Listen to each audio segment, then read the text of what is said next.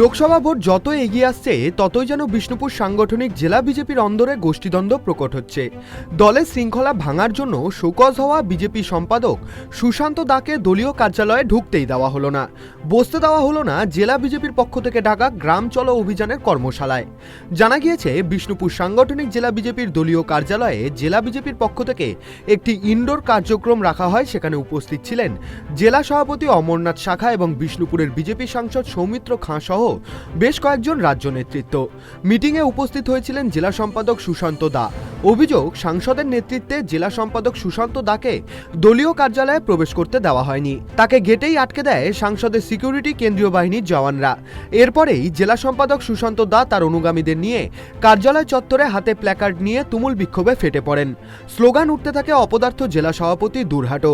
অভিযোগ ওঠে জেলা নেতৃত্ব তৃণমূলের সাথে সেটিং করে দল চালাচ্ছে।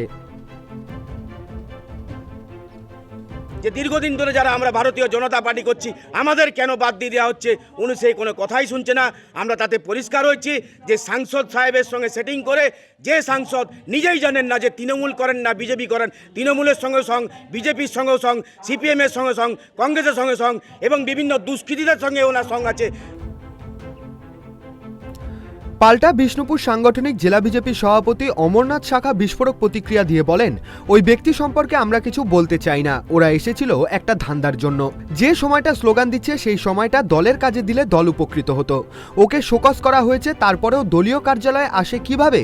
প্রশ্ন তোলেন বিষ্ণুপুর সাংগঠনিক জেলা বিজেপির সভাপতি অমরনাথ শাখা।